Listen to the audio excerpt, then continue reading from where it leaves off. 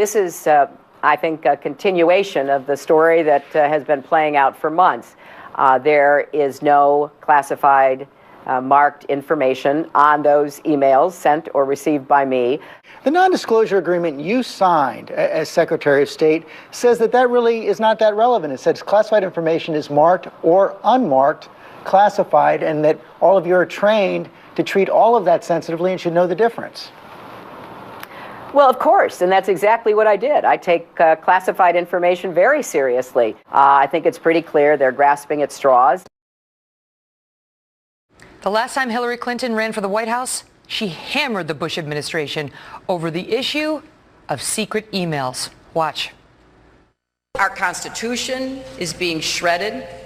We know about the secret wiretaps. We know about the secret military tribunals, the secret White House email accounts. It is a stunning record of secrecy and corruption, of cronyism run amok. What a hypocrite. I mean, it's obvious. Hillary Clinton's email scandal may have just gotten worse, a lot worse. I did not email any classified material to anyone on my email. There is no classified material. The State Department is now saying that for the first time that, quote, top secret emails were sent using Clinton's private server, also refusing to make 22 of those emails public because of the classified information they contain. According to this letter, first obtained by Fox News, Hillary Clinton's emails on her unsecured personal server contained intelligence from the U.S. government's most secretive and highly classified operations. Some of the emails contain information so sensitive, most lawmakers can't read them. These are the crown jewels of the American intelligence community of the United States government. I talked to 3 national security lawyers who deal with this for a living. I mean, this is all they do today. And they all said, without exception, there's no question this person would have lost her clearances if this were a senior GS 14 or 15 employee, probably would have lost his or her job,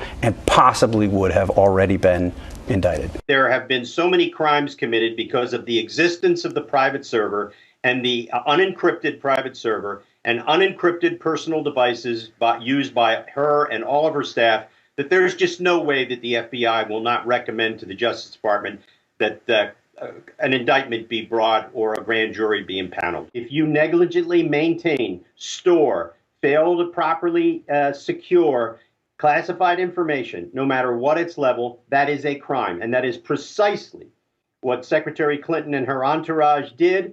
They maintained classified information over 4 years on an unencrypted private server. And based on Robert Gates' statement that it was hacked, severe damage was done. If you've done espionage cases, you can see the handwriting on the wall. The FBI and the Justice Department, while they probably are not happy about this, they really don't have any choice. When she used, along with her staff, unencrypted servers, unencrypted BlackBerries, and unencrypted iPads, knowing that all of their email traffic would go on those devices, they violated at least 2 federal laws involving espionage, unlawful storage and gross negligence in the handling of intelligence. The Department of Justice and the FBI really don't have any choice right now. This is basically an open and shut case. There's going to have to be a grand jury. And we've also learned something really startling last night on a telephone call involving a Department of State case in another matter. We learned that people in the Department of State actually believe now that all of her emails are in the custody of the NSA because of the metadata program and counterintelligence programs. Wow. Those emails released show some documents that are now classified as secret. If they're so sensitive now, why weren't they then? Of course they were then. Their classified information is both marked and unmarked. You look at the document and someone who understands it has stamped top secret or classified on it. Other times there's classified material and it hasn't been marked yet by someone who knows better. Mrs. Clinton knew better. She didn't mark it, and according to the Washington Post, several of the emails that she created and sent had classified material in it. And as Secretary of State, would it be her responsibility to mark it classified. Absolutely. She has what is called original classification authority. I thought so. So she gets material, and she's supposed to evaluate it and make sure the classified material is either marked, both marked and handled appropriately and stored appropriately, which wasn't done on this separate server. And I noticed when she talked about sensitive information, she said clearly that she was not aware of any email that was marked classified that went through her personal server. She's changed her explanations. Originally, she said she had no classified material. Now it's marked classified material. I tell you what, most of the government material that is classified isn't marked. Among the latest batch of emails released by the State Department is this exchange between Clinton and then Senator, now Secretary of State John Kerry. Sections are fully redacted, citing classified information. Striking because both Kerry and Clinton were using unsecured personal accounts. And this 2009 email released after a federal lawsuit suggests the State Department's senior leadership was trying to make it as easy as possible for Clinton to check her personal email. The top administrator in the State Department, Patrick Kennedy, who was still there, overseeing the response to all the inquiries about Hillary Clinton, was in on Hillary Clinton's separate email network and system from the get-go. Tonight, some 48 hours after we first learned Secretary Clinton conducted all, that's the critical part, all of her State Department business on a private email account. You see, federal law makes it a crime punishable to up to 3 years in prison if someone has records and, quote, willfully and unlawfully conceals or destroys such records. Did she conceal those records for years when those 7 committees were demanding to see her professional correspondence?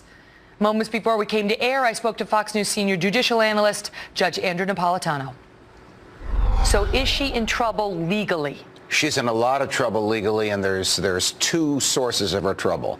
One is if she retained on her personal email account using the Clinton server at her home or near her home in Chappaqua, New York, classified materials, classified documents. She arguably violated the same statute that General Petraeus has agreed that he will plead guilty to, which prohibits retaining classified information in a non-government, non-secured way. That's a misdemeanor. It's not a felony. There's no grand jury. There's no trial jury. But the punishment is up to a year in jail and a $100,000 fine for each document. Does it have to be a willful thing? She's going to say, I did it all. All my information was there. I didn't do that willfully. I wasn't willfully flouting the law. Well, she doesn't have to willfully flout the law, but she has to willfully retain the document. If she received a classified document or discussion about classified information, for example, we're going after Osama bin Laden. We think he's in Abbottabad, and that comes from the president or from the Secretary of Defense, and that is in her computer in her home, rather than secured in a government computer. She has violated the same statute that General Petraeus is going to plead guilty to. What are the odds that when she did all of her emailing on the private account, that in her entire tenure as Secretary of State, she never sent or received anything classified, which is what the State Department's claiming right now? In my view, it would be inconceivable. I don't know how she could do her job because she had the highest security clearance there is. She had the same security clearance as the president, the Secretary of Defense, and the head of the CIA, so that she could openly and clearly deal with these national secrets.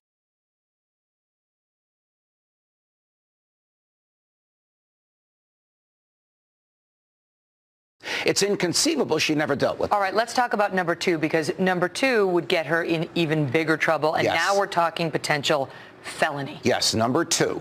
The other way that she's in trouble is a person who knowingly and willfully destroys or conceals government records. This is a felony punishable in jail by up to 3 years, and, are you ready for this, disqualification from holding public office under the United States of America in the future. That is stunning. Well, what would they have to prove? That she knowingly did it and that she unlawfully did it? Yes, and the it is concealing from the government, documents that she knew or ought to have known belonged to the government. She's been turning over documents, but not all documents. Correct, because instead of going to the government and saying, I want my personal documents, the government had to go to her and say, we want the governmental documents. So instead of the government giving her the personal ones, she decided what was personal and what was governmental. And that's where we are today. That is the current status, that she has decided what we get and what we don't get. That act of possessing and deciding is the act of concealment, which is made criminal by the statute. Classified information may have been compromised due to Ms. Clinton's personal email use, exposed in potentially hundreds of emails, according to 2 Obama administration inspectors general. Now, that's not Republican House members, but the internal monitors of Barack Obama's State Department and intel agencies. They referred this issue to the Justice Department and the FBI, which confirms they're considering an investigation. Now, that investigation could involve the key question: was the Clinton server compromised by foreign governments? The Clinton campaign, of course, forcefully pushed back early Friday morning, noting that this is a security investigation, not a criminal one. The inspectors general specifically stated in their letter this wasn't a criminal referral, even though, as the New York Times clearly states, mishandling classified information is a crime. And if you don't believe that, just ask David Petraeus. Back in March, Clinton was adamant that no classified information was ever trafficked on her private account. I did not email any classified material to anyone on my email. There is no classified material. So I'm certainly well aware of the classification requirements and did not send classified material. But now the Clinton campaign is admitting that the situation is much more complicated. On Friday, they said any released emails deemed classified by the administration had been done so after the fact and not at the time they were transmitted. But even after the corrections, the New York Times stated flatly that the Clinton claim was not true. And yet the next day, on Saturday, Hillary Clinton herself seemed to be again in denial. The facts are pretty clear. I did not send nor receive anything that was classified at the time. That's just counter to the reporting. That's counter to the State Department inspectors general, and that's counter to the intelligence agency's inspectors general. It's stunning that she was still saying that this weekend. Hillary Clinton now claims the documents weren't classified, quote, at the time. But again, the inspectors general says they were, even if they weren't marked classified. The Obama administration inspectors generals looked at the information in the emails Clinton provided and made a preliminary finding that she was and is wrong. They say the information, some from the CIA and some from the NSA, was clearly classified when it was sent, and it's classified now, and it's always been classified. According to the IGs, the 4 emails in question did not contain classified markings and/or dissemination controls, even though in her press conference she said she was certainly well aware of classification requirements. Unfortunately for the Clinton camp, that's just not the only place that Hillary Clinton skirted the truth in her March UN press conference. After I left office, the State Department asked former secretaries of state for our assistance in providing copies of work-related emails from our personal accounts. I responded right away and provided all my emails that could possibly be work-related, which totaled roughly 55,000 printed pages, even though I knew that the State Department already had the vast majority of them. But that claim, of course, has also been proven false by journalists. Disclosures by Sidney Blumenthal to the Congressional Committee investigating Benghazi shows that 9 emails and parts of 6 others related to Libya weren't included in those emails that Hillary Clinton handed over. Here's more from Hillary Clinton back in March. I wanted to just use one device for both personal and work emails instead of 2. It was allowed, and as I said, it was for convenience, and it was my practice to communicate with State Department and other government officials on their .gov accounts. So those emails would be automatically saved in the State Department system to meet record-keeping requirements, and that indeed is what happened. Two things. Clinton has been found using at least 2 personal devices, not one. She used her cell phone and an iPad as email as Secretary of State. And the State Department did not automatically save all departmental email until February of this year. Only a tiny fraction of its emails were saved. And that's under the assumption that she exclusively used State Department emails. All in all, this appears just to be the tip of the iceberg. The State Department inspectors general say they found classified material sent to and from Clinton's Chappaqua home-baked server, even though they only had access to a small sample of 40 emails. Of those, they found that 4 contained government secrets. That is information that, if exposed, could potentially harm national security.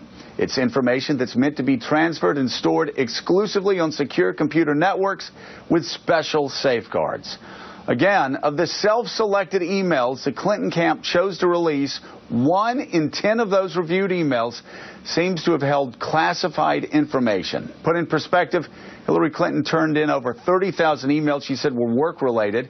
She destroyed tens of thousands of emails, wiped clean her home-baked server, and possibly destroyed copies of countless classified documents improperly stored and sent from the United States top diplomat.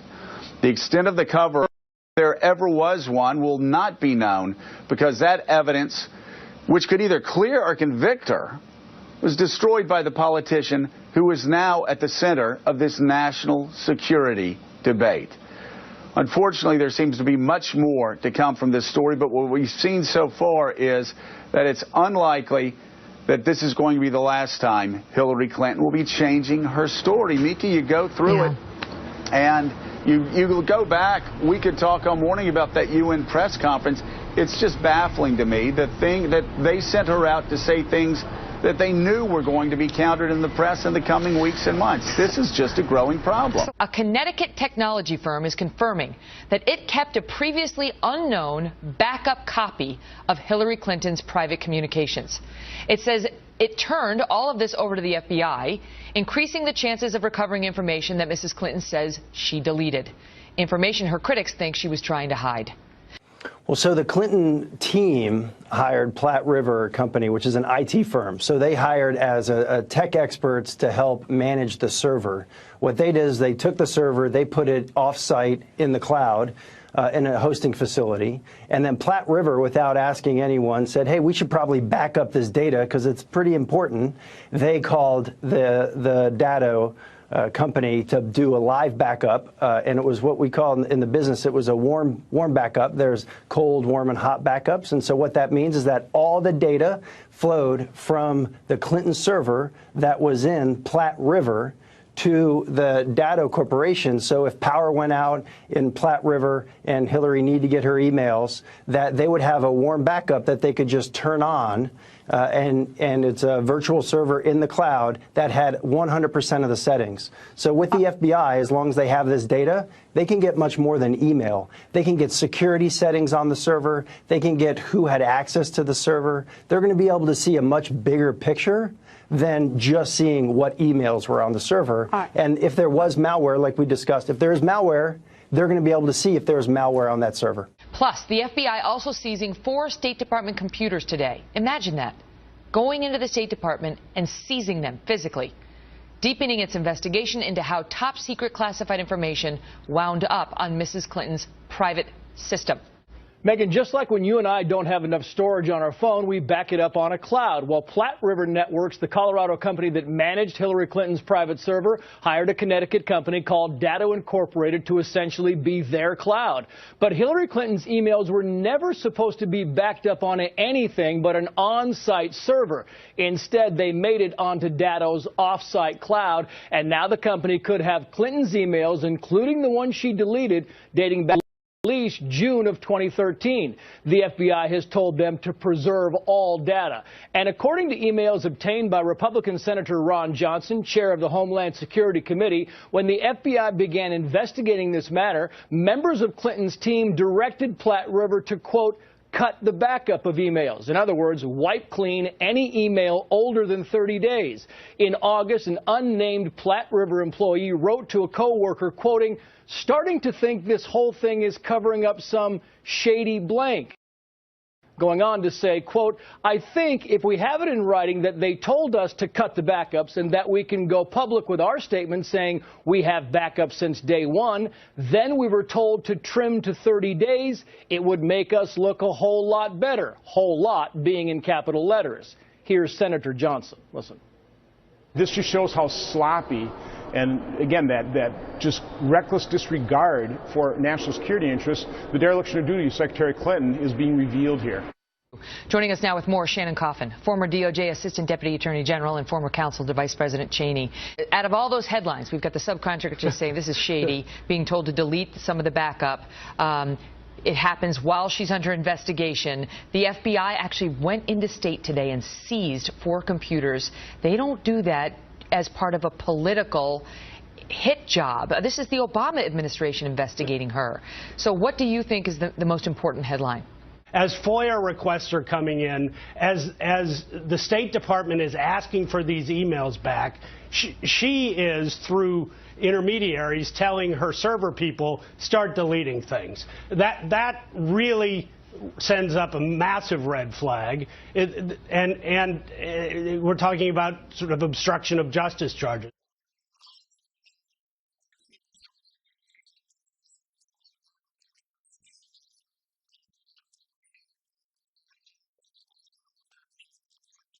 The interesting thing, Heather, is that we have heard from Mrs. Clinton that she turned over about 60,000 pages of emails to the State Department. So the ones that we're hearing about, these top secret ones, the highly problematic ones, the sensitive ones, the classified ones, they came out of those she chose to turn over to the State Department. She's told us that she, in fact, deleted 30,000. We have no idea if that number is accurate or not. Could be a lot more than that. She could have deleted 100,000. We don't know. But if you take her at her word that she deleted about 30,000 emails. Well, the FBI is now in the process of recovering those, or maybe they already have completed that process. Presumably, those are the most damaging because she sought to delete them. So while we're having this conversation about the legal and political jeopardy she may be in with the ones that we know about, what is in those that we don't know about?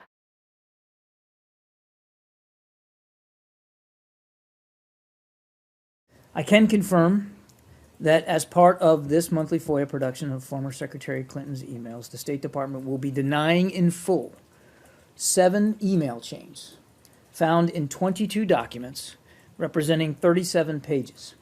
The documents are being upgraded at the request of the intelligence community because they contain a category of top secret information.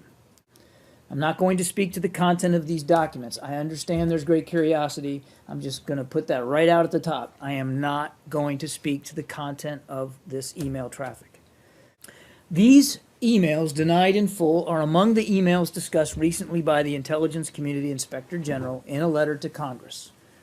We will not, however, be confirming or speaking, as I said, to every detail provided in the documents or in the ICIG's letter. One of these emails was also among those identified by the ICIG last summer as possibly containing top secret information. A U.S. government official says more than a dozen email accounts handled the top secret classified information found on Mrs. Clinton's unsecured server, and there is no evidence they were authorized to receive it. The official said the accounts not only include Clinton, but also her closest aides Cheryl Mills, Huma Abedin, Jake Sullivan, Philippe Reines, as well as State Department Undersecretary for Management Patrick Kennedy. New documents released after a federal lawsuit show that in June, Kennedy instructed Clinton lawyer David Kendall to delete 25 emails from the backup hard drive because they contained classified information. The topics range from North Korea, a conversation with China's foreign minister, to an arms treaty. This quiet, cautious letter was damage control both for the State Department and Mrs. Clinton in her presidential campaign. You understand now why the FBI had to come in and intervene. Former intelligence officer says there is a universal feeling that the Clinton email issue is far more sensitive than the general public realizes, and there's no doubt the intelligence community is conducting damage assessments and evaluating the viability of any exposed operation, Brett. Okay, we'll follow it. Thank you, Catherine. Well, there have been a lot of developments in the last 48 hours. In addition, Charles, a U.S. government official confirms to Fox News that more than a dozen email accounts handled the top secret classified information found on Mrs. Clinton's unsecured server, and there is no evidence that they were authorized to receive it. The official said that the email accounts include not only Mrs. Clinton, but also her closest aides, Cheryl Mills, Huma Abedin, Jake Sullivan, Philippe Reines, as well as State Department Under Secretary for Management Patrick Kennedy. Fox News is pressing the State Department on whether a damage assessment is being done. State Department recently confirmed that the messages in question include the most sensitive kind of intelligence. On January 29th, Fox News first reported that some emails on Clinton's server were just too damaging to release in any form, and the State Department subsequently announced that the 22 top secret emails were being withheld in full, and these were the messages being handled by more than a dozen accounts. This group is particularly problematic because many of these emails, we understand, contain intelligence from multiple agencies, and each agency had to review the document and then give their own decision on the classification. I anticipate that we'll go up over 2,000 classified emails by the time this is all over, and the State Department will also have to confirm that there are more beyond the 22 top secret that are just too sensitive to release in any form. Because these are not disclosed at all, it makes it obviously much more apparent that somebody was apparently removing the classified markings on State Department communications and getting them onto her home server. That, I think, is the real significance here. But how can she have culpability if nothing was so designated as classified at the time? If it was designated classified and the classification was removed according to a protocol that she knew about and wanted, because that was the only way to get it onto her home server, then she is in it up to her eyeballs. What's the basis of your suspicion that perhaps so-called classified markings would have been removed? Well, the documents originated someplace. They didn't drop in from Mars. The person who originated them necessarily put classified markings on them because the State Department has said that they won't release any of them. So they were at one point marked. Now, how did the markings get off? I think if you turn to an email exchange between her and one of her staffers back in 2011, you find that she's waiting for a classified set of talking points, and at one point says if they can't get a secure fax, she says turn it into non-paper with no identifying heading and send non-secure. Now that is very particular language relating to the fact that there are 3 communication systems within the government: non-secure, SIPR or secure, and the highest, which is JWICS. The information from SIPR and from JWICS cannot move on the low end system, NIPR. And if you put anything on there that's got those markings on it, it essentially sets off an alarm that alerts the people involved with security. So those markings have to be taken off. And when she said in June of 2011, take the markings off, it becomes apparent that she knew how that system worked. Assume, for the purpose of my next question, that she played no role in the removal of any designations. Should she have otherwise known this is really sensitive information? This is at a certain level that, of course, it might not have the marking, but it must be classified. The information is classified, not because it's marked, but because of what the information contains.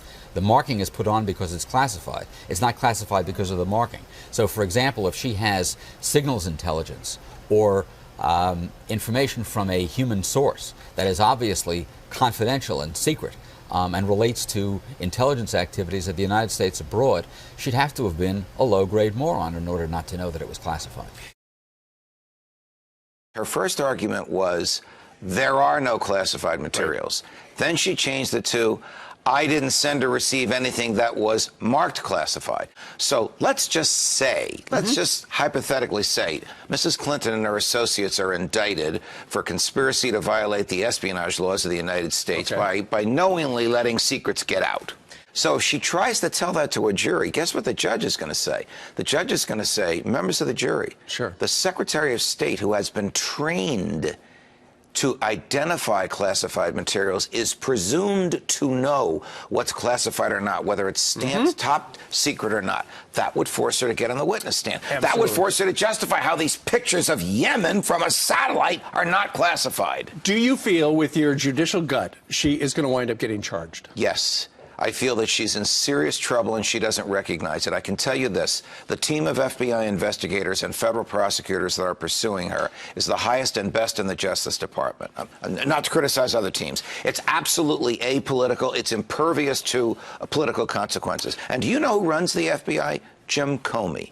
Do you remember what he threatened to resign under President Bush because the president wanted him to do something he didn't think was right? Do you think that if they find enough evidence to indict Mrs. Clinton and her colleagues, and the president says no, Mr. Comey will be quiet about it? I don't. Mrs. Clinton should be consulting very high-powered national security criminal defense lawyers, that is, criminal defense lawyers who have national security clearances so they can see the evidence against her, to negotiate with the FBI, because the case against her is overwhelming, damning, and from her perspective, grave. And when she says there's no there, when she laughs about it, when she says this is the re-suggesting of an old New York Times story, she's effectively mocking the 100 FBI agents that are investigating her. Even today, she said that she never sent or received classified information. That infuriates me, Megyn, because that's a word game when she says, I neither sent nor received anything marked classified. I'm making the quotation marks with my fingers because nothing is marked classified. It doesn't change the fact that I never sent or received any material marked classified. It is marked confidential, secret, top secret. And under top secret, there are 4 sub-markings, the most sensitive of which is this select access privilege, which is what 24 of her emails had on there. That is the most secret information the government has. And so if she was merely negligent in not protecting it, criminal charges? Absolutely. I happen to think that intent should be an element of criminal charges. That's just me. This particular law expressly says intent is not an element, meaning the government doesn't have to prove that she intended. Her negligent treatment of national security secrets, her failure to safeguard and store national security secrets on a server that the Russians and the Chinese may have hacked into. Correct. Can be the basis for a criminal prosecution. Do you know what type of information is in there? The names of moles, black ops, that is, secret programs that the government wants to deny the existence of. For her to have put that on an open server while she's the Secretary of State is absolutely grossly negligent and must be the basis for an indictment. We have learned from Catherine and our colleague Pamela Brown and their sources that Mrs. Clinton's top aides regularly received from Mrs. Clinton via her private server top secret emails. These are emails which the aides lacked the security clearance to receive. So this tells us a couple things. One, Mrs. Clinton was so reckless in the manner in which she sent out top secret emails, knowingly sending them to people who weren't authorized to receive them. We know, too, that their acceptance, discussion, and transfer of this is a felony. We know, 3, that the FBI now has leverage. The Justice Department can indict her top aides and trade with them. What would they want? Testimony against Mrs. Clinton in return for a deal with them. This is the way the government works. I mean, we're talking about Cheryl Mills, Huma Abedin, Philippe Reines. All of those names have come up. Patrick Kennedy, with regard to people who were in that circle. And one of the things that strikes me is that, you know, it appears that Hillary Clinton felt like she could run her own little, you know, sidebar to the government, right? She had, and they appear to have believed that within their circle, they had a circle of trust, that they weren't worried about passing this stuff around because they've all worked together and known each other very well, and that there was an understanding that was going to be okay. But that's not okay, is it? Well, no, it's not okay, because in the process of their exchanging top secret emails, like you and I might exchange emails about what studio I'm going to be in and when I'm going to have an interview with you, they wittingly or unwittingly, and under the law it doesn't matter, wittingly or unwittingly, exposed the nation's most important secrets to persons who would cause us ill when they get those secrets. Let me tell you what the FBI is not able to find: an email account at the State Department in Mrs. Clinton's name. Yeah. Mrs. Clinton used her private server for all of her governmental email. So that she claims means, that was completely legal. Well, it is certainly not legal for her to have caused top secret information to go to this non-secure site. And who did she talk to the top secret information with, aside from her aides? The president himself. The president himself is sending her an email, and he must see up there. It doesn't say state.gov. It says Clinton. So now the question becomes what the Department of Justice does and how much longer it's going to take for the FBI to make a conclusion from their investigation here. What do you think the time frame is?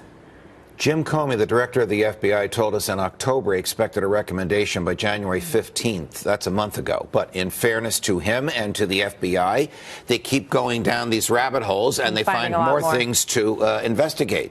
The investigation alone about whether or not she gave favors to foreign governments who hired her husband to give speeches and contributed to the Clinton Foundation, that investigation alone has hundreds of thousands of pages of documents in it.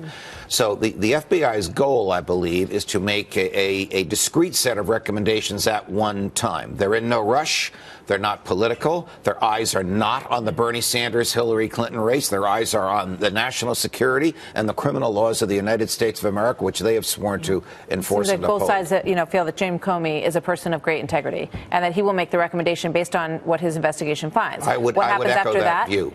What happens after that? Well, then it's a decision for the Attorney General, Loretta Lynch. She may feel she has a conflict because of her political contributions. She may call this politically. She may call it on the straight and narrow.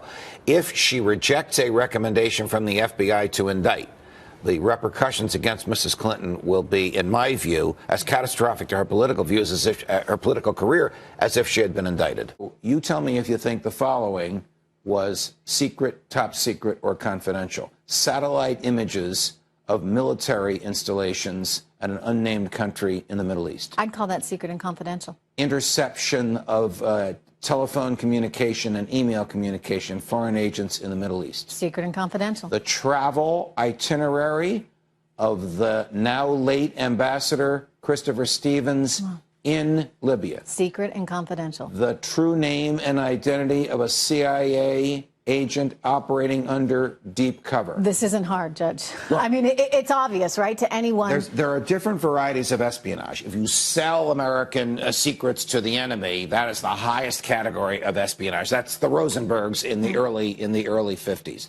Mrs. Clinton is probably at the other end of that, which is a knowing and willful failure to preserve and keep secure the national security secrets that the government entrusted her with. But she will probably say, because she said this 100 times, I neither sent nor received anything marked classified.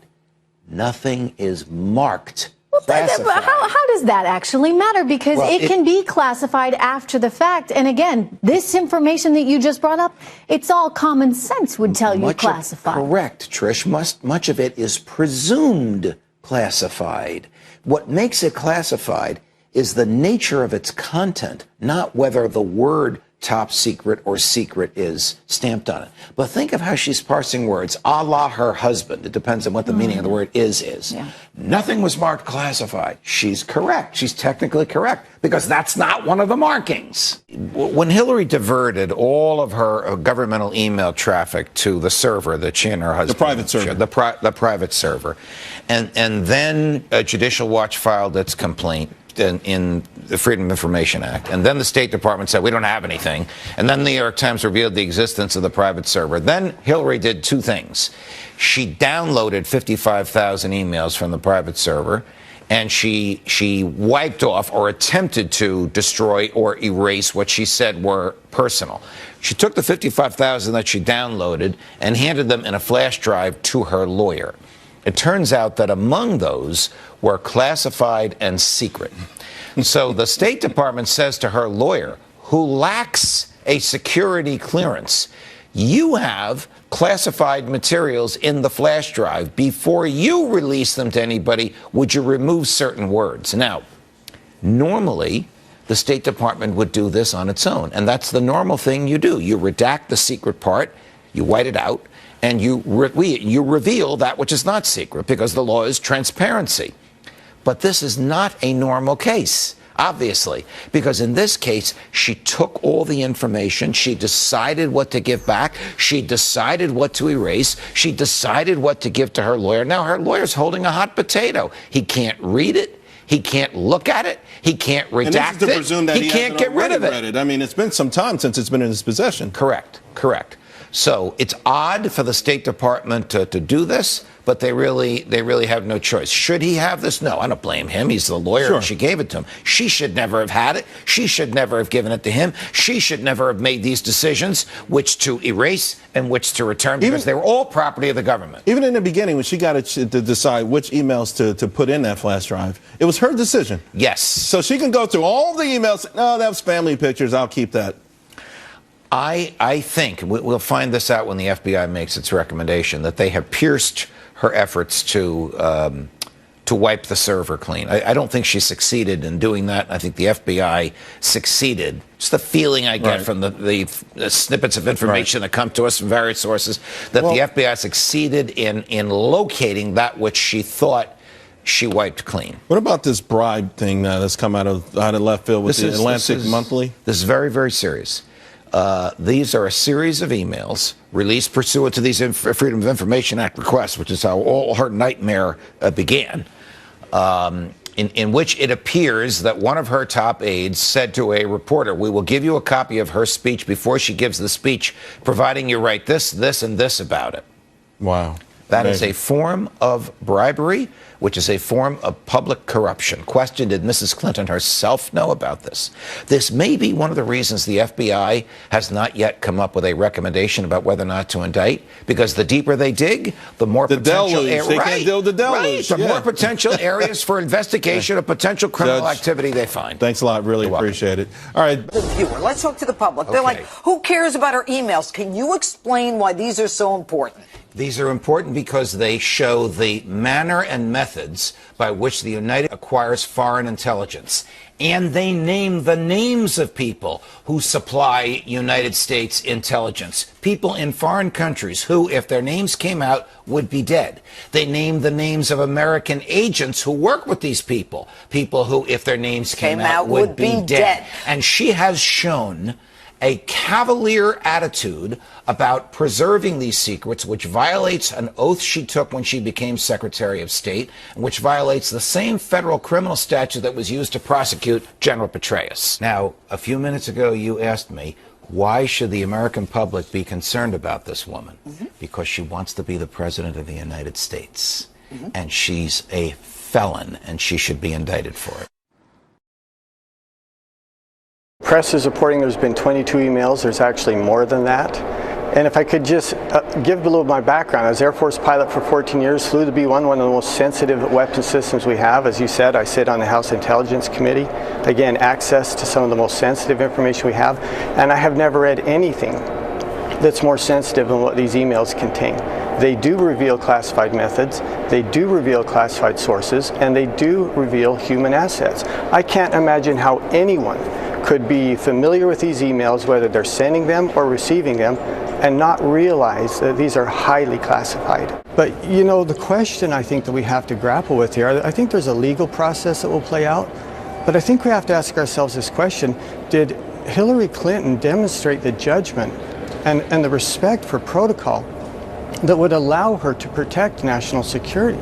And when I read these emails, and when I see how she has exposed some of the most sensitive information, or potentially exposed that, I don't know how we can say again that she has demonstrated that. I understood. So let me ask you, when you go back to her statement on this, she said, you know, I did not send or receive any documents that were marked classified. Yeah. You read them. Is she the person sending or receiving this information that you say is clearly classified, regardless of the marking on it? And that I would assume that you would assume that she would know that as Secretary of State when she looked at that content. It's a ridiculous assertion. I mean, my heavens, if I received an email saying, here's the names and addresses and phone numbers of 10 of our undercover agents in Pakistan, I would know, and by the way, the email didn't say that, I'm using that as an example, I would know that that was classified. I wouldn't look for a heading and go, well, there's no heading on there, therefore it's unclassified.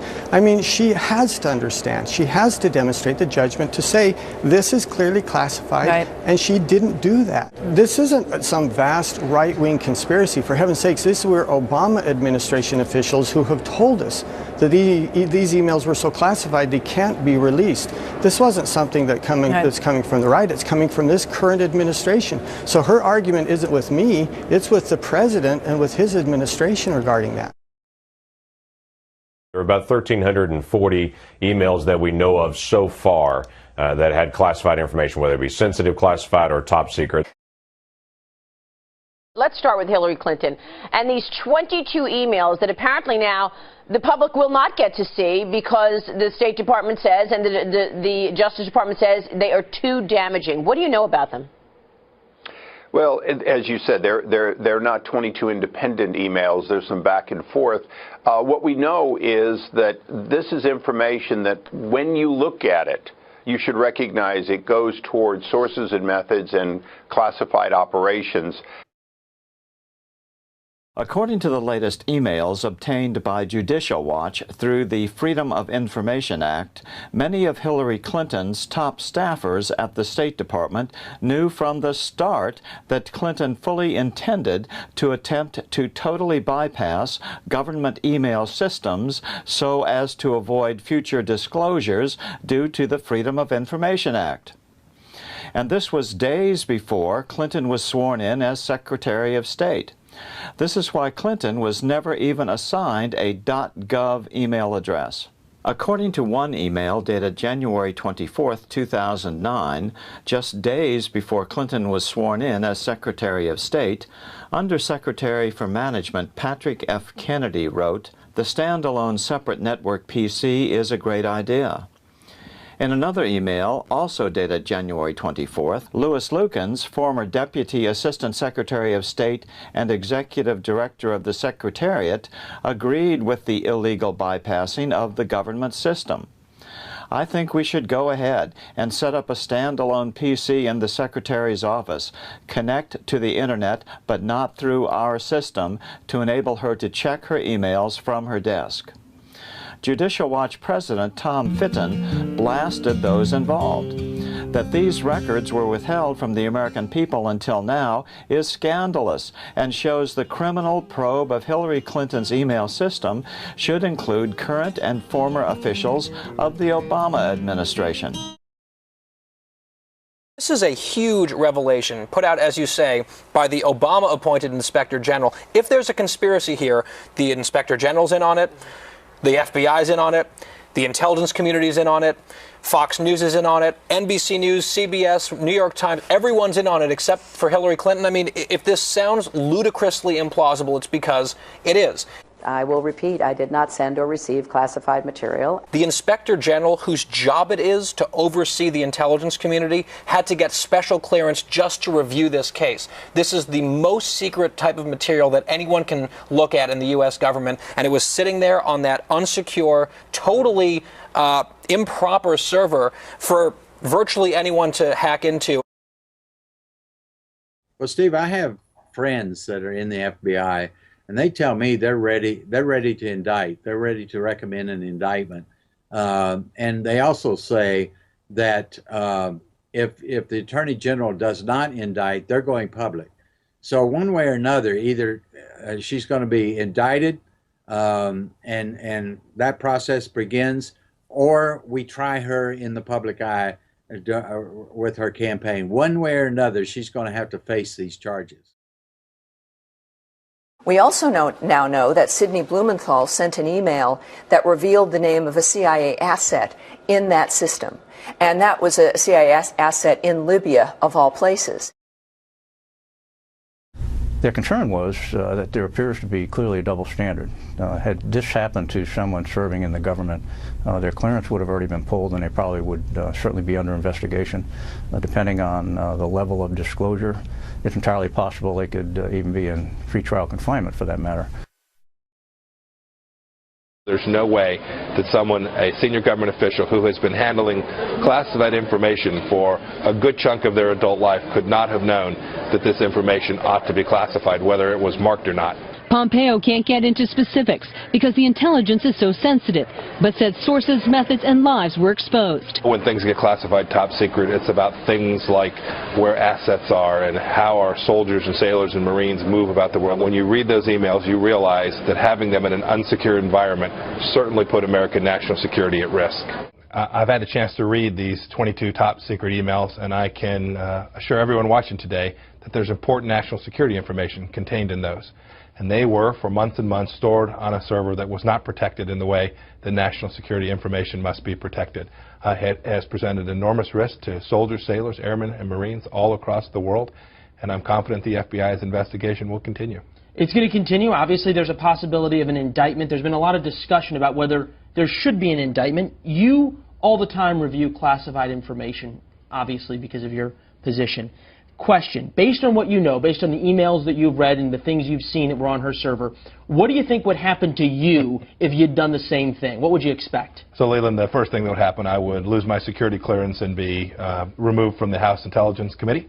And that would be totally appropriate. It would be the right thing to do if I had demonstrated such a willingness to intentionally circumvent the efforts to keep America's secrets safe, right? This wasn't accidental slippage. She didn't make an error in allowing this on her server. She set up the server with the intention of circumventing the very system designed to safeguard this. Would you expect to be indicted, knowing what you know now?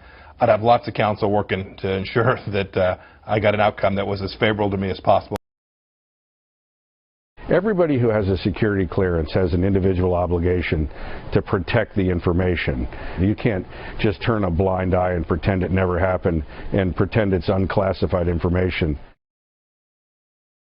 I think she has to acknowledge she's made some terrible misjudgments and errors, particularly on the server. Look, the vast right-wing conspiracy didn't put the server in her damn closet. What she did was do government business on a private email server. That's obviously wrong. That's just a matter of common sense. And even worse, over this personal server, she sent and received classified information and clearly knew it. That's why so many elementary security precautions have been violated here that it's just hard for people who have been in the government and actually had this kind of classified information to understand how she got away with it for so long. And I believe within the FBI and within the Justice Department, the people believe very deeply that if you can't prosecute high-level officials, then you don't have a rule of law anymore, because the lesser-ranking officials say, but why are you prosecuting me when you didn't prosecute the Secretary of State? Clearly, all America's allies were aware of the problem with Hillary Clinton's system. And it does raise the question, how did foreign governments communicate with the Secretary of State? Foreign ministers, more than heads of government, get by on their personal relationships. And in this case, Hillary Clinton was unable to forge any personal relationships because, by definition, communications from foreign governments are confidential and classified for the very basic reason that if they're not, then they're not going to talk to you. So if they can't get in touch with her, if they have to go through Huma Abedin or Cheryl Mills or whoever, and then those two have to somehow relay the information to Hillary Clinton, it helps explain why for those 4 years it seemed like America was kind of cut off from the world. All the foreign ministers can talk to each other, but none of them could talk to Hillary Clinton. Look, it's obvious that the other guys, the good guys, the allies, knew the problems with her server. So we can conclude that the Russians and the Chinese and the mullahs in Tehran and all the other people did as well. And the question then is what does Moscow or Beijing do with that information? There's all kinds of people they can give it to who would find that information very useful. I think this is devastating to Hillary Clinton's campaign because there's only two possible explanations. There's a level of deviousness and criminality, which, as we discussed earlier, you can cite different statutes she's broken. If her defense from that is that simply she's just a chump, she's just an an idiot and she was out of the loop, then that means she can't run on her expertise and experience as Secretary of State when she's running for president. But the two things are connected. You can't. This is a disaster for her because it goes to competence, it goes to judgment, it goes to all the most basic issues you ask of a presidential candidate. I mean, I think what's clear from the bubble she was in is that she saw herself as a Clinton first and as an American government official second. She's hedged in by Huma Abedin, Cheryl Mills, and a couple of people who act as her gatekeepers. The world can't get to talk to America's Secretary of State.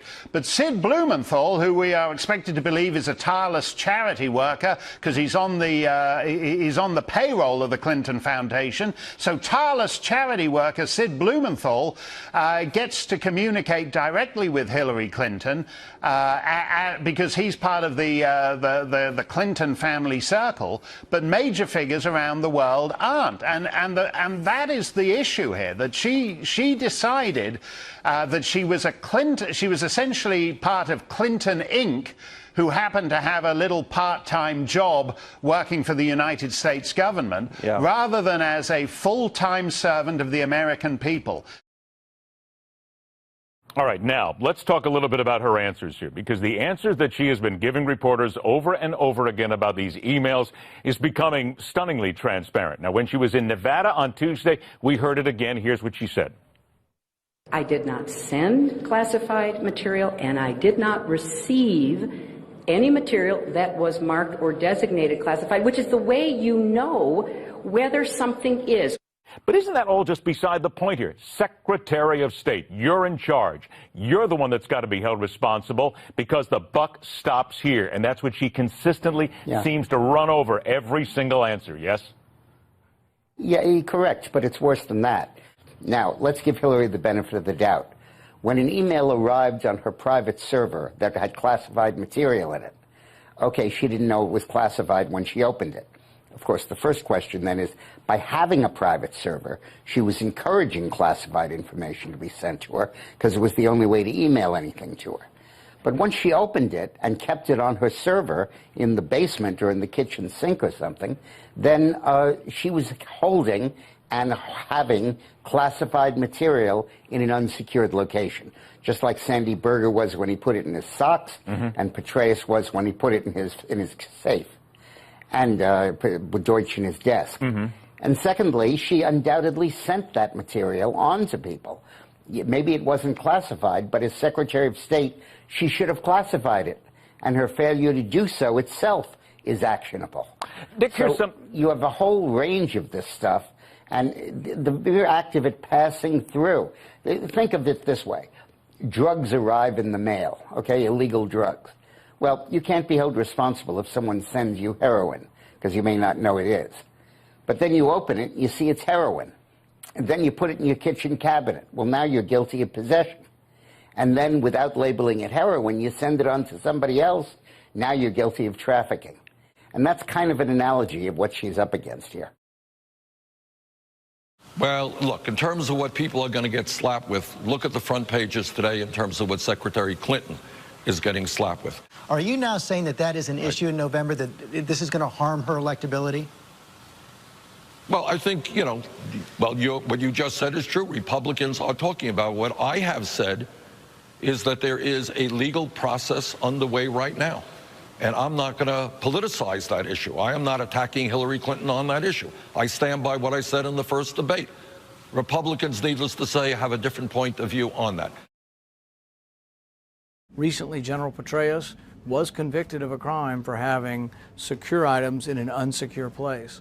She says she didn't transmit classified information. Her schedule's classified. Like, if you want to know when she goes to yoga, you say, oh, that's really benign, but what if you're a terrorist? That would be an important item to know if she's going to yoga that day. So when her schedule is transmitted via email, it should go through a secure device. When she says, oh, for convenience sakes, I didn't want to use two phones, well, one, someone should inform her you can put two email apps on one phone. But the other thing is that her convenience shouldn't trump national security. If she's having a conversation with the president via email, which she admits that she did, do you think if you wanted to read it and you did a Freedom of Information Act, do you think they'll give it to you? They're going to say it's classified. And yet she's saying, oh, I didn't do anything classified. She probably did hundreds of emails that are potentially sensitive or classified that should have been routed through a secure server so national security could be protected.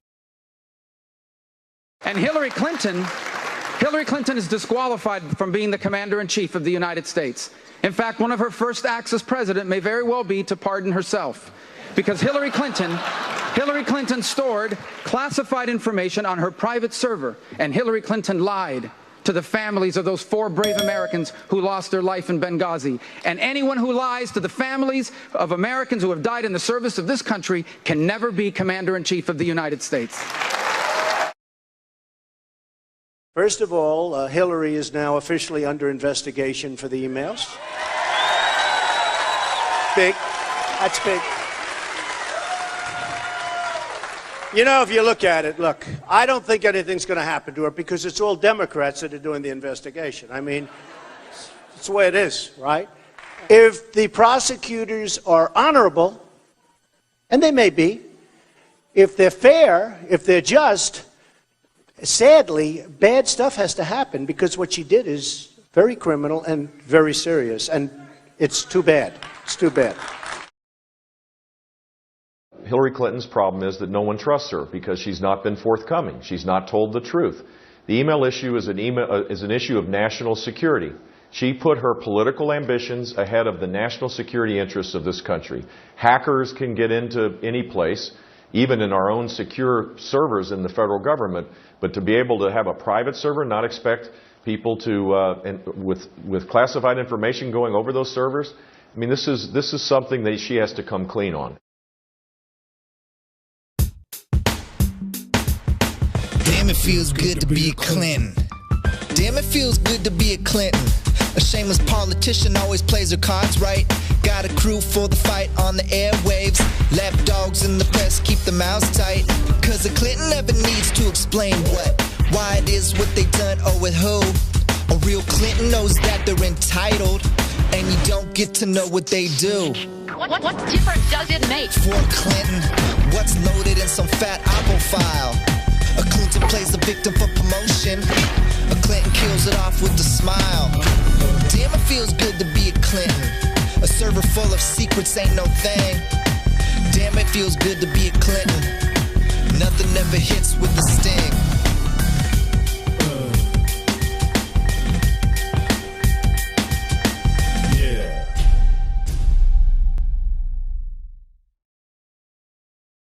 Today, Mrs. Clinton again claimed ignorance. There is no classified marked information on those emails sent or received by me. Clinton was pressed in the same interview on her signed 2009 non-disclosure agreement, where she acknowledged as Secretary of State markings are irrelevant. Quote, classified information is marked or unmarked, including oral communications. Clinton pointed to her aides. There has to be some marking, some indication that someone down the chain had thought that this was classified, and that was not the case. But according to experts, federal regulations require security clearance holders to speak up when classified information is not in secure channels. First, let me say that I am confident that I never sent nor received any information that was classified at the time it was sent and received. And what I think you're seeing here is a very typical kind of discussion, to some extent disagreement among various parts of the government over what should or should not be publicly released. And I want to underscore this because when I turned over my 55,000 pages, I did so to help the State Department. They had asked all the former secretaries to please give any information because they were having some challenges with their record keeping. So I did. But then I said, okay, let's make it public. Now, if I just turned it over, we would not be having this conversation. But when I said, hey, I want it to be public, it has to go through the FOIA process. That's what's going on here. And I am, going to continue to say I want it to be made public as soon as it possibly can. And we will do whatever we can to try to get the process to move along.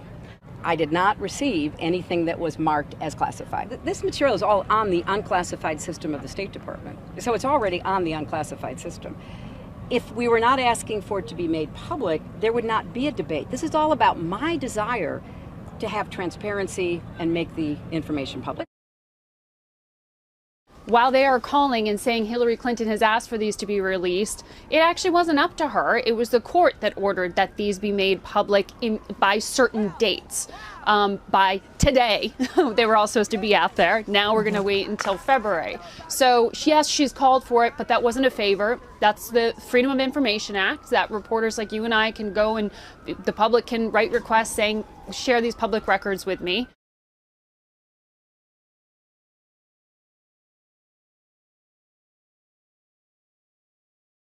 We have Tom Fitton, president of Judicial Watch, a public interest group investigating and prosecuting government corruption. How was the Judicial Watch able to get these documents? Well, we had to sue in federal court to get them. They weren't voluntarily disclosed.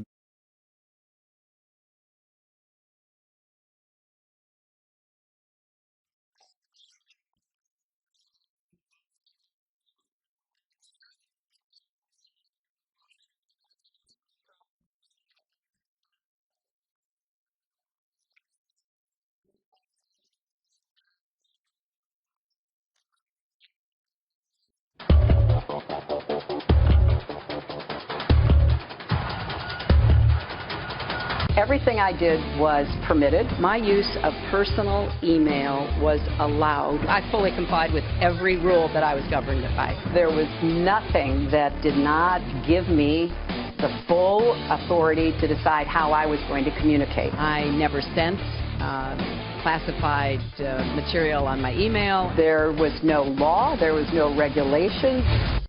The problem for Hillary Clinton that will not go away. In a way, reminds me of the Nixon tapes. I did not email any classified material to anyone on my email. There is no classified material. Emails from Hillary Clinton's server contained classified information. I am confident that I never sent nor received any information that was classified at the time it was sent and received. Their review of just 40 of 30,000 emails found 4 of them had classified information. Are you confident that those 4 emails were not classified at the time that you were transmitting them, sending them and receiving them? Yes. The messages were classified when they were sent and are classified now. I'm certainly well aware of the classification requirements and did not send classified material. 305 documents flagged? Right, that's pretty much what it means, Luke. I did not receive anything that was marked as classified. That, we are told, is not the legal standard. I've never had a subpoena. You did get one in March. Couldn't be more plain, the Honorable Hillary R. Clinton. And you think the American public is that stupid? The server will remain private. Hillary Clinton turning her private email server over to the Justice Department. She has insisted she was not going to turn over that private server. The campaign continues to say that this is not a criminal investigation. We decided to call the FBI. They said all of our investigations are criminal. I don't throw anything away. Did you wipe the server? What, like with a cloth or something? I don't know. Clinton has said she wiped the server clean. Because you tried to wipe the whole server. You didn't ask the question. I'm not, I have no idea. I thought it would be easier to carry just one device for my work and for my personal emails. I have an iPad, a mini iPad, an iPhone, and a BlackBerry. What I did was legally permitted. Clinton private email violated clear-cut State Department rules. This is the usual partisanization, which I may have just made up a word. It's hard to claim this is all just a partisan witch hunt when the Justice Department under a Democratic administration is looking into the whole email mess. It's not anything that people talk to me about as I travel around the country. It shouldn't go away on the substance, and voters do care about it. I recently launched a Snapchat account. I love it. Those messages disappear all by themselves. Well, back in October, I stood on the floor of the United States Senate and outlined concerns that I had about the evolving scandal involving Secretary Clinton's use of her private unsecured email server during her service as Secretary of State. I said at the time that her behavior not only violated the president's promise to be the most transparent administration in history. I remember him making that statement during his first inaugural address. But it also represented a violation of the public trust. And now we learn of very, very serious national security concerns which I'm going to speak about in just a moment. Because we know that the Department of Justice is headed by the Attorney General, a political appointee of the President of the United States who serves at the pleasure of the President, because of the conflict of interest by asking Attorney General Lynch to investigate and perhaps even prosecute somebody in the Obama administration, I called upon the Department of Justice and the Attorney General in particular to appoint a special counsel to investigate the matter, given those obvious conflicts of interest. Of course, we read in the paper and understand from his testimony before the Senate Judiciary Committee just recently that Director Comey of the FBI if the FBI is conducting an investigation into this matter, as they should. For myself, I would say that the FBI, notwithstanding what I've said about the federal government's poor reputation generally, that the FBI is still very widely respected for its integrity, as it must be. But the FBI cannot go further and convene a grand jury to consider potential violations of the criminal law. That can only be done by a court at the request of a prosecutor with the Justice Department. If we're going to be true to the promise of equal justice under the law, those are the words carved above the entryway to the United States Supreme Court. If we're going to be true to that promise, we have to be able to demonstrate that the same rules and the same laws apply to everybody in this country, whether you're the President of the United States or you're among one of our nation's humblest citizens. We are all equal before the law, or at least we should be. And it is a violation of the public trust when people act as if the rules that apply to everybody else don't apply to them. Well, so far the Attorney General has declined to appoint a special counsel. But I think even in the interim, since I first made that request and it has been declined, we see why it is even more important today than it was back in October. The administration, the Obama administration, has demonstrated time and time again precisely why we need the decision-making in this case as far removed from White House politics as it can possibly be. For example, the President in October went on television and publicly opined on the results of the ongoing criminal probe. He said, and I quote, "I don't think it posed a national security problem," close quote. That's the President of the United States. I can tell you that this is not a situation in which America's national security was endangered. Well, based on his comment, one might reasonably conclude that the White House was somehow privy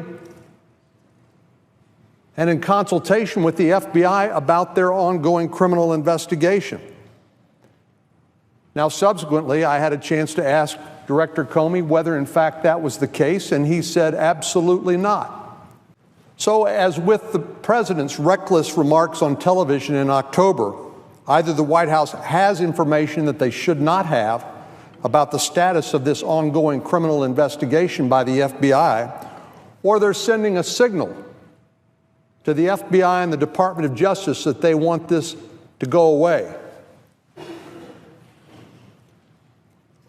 It's hard for me to interpret these comments, both by the President and by his press secretary, as anything other than trying to influence the FBI and the Department of Justice on the outcome that the administration prefers.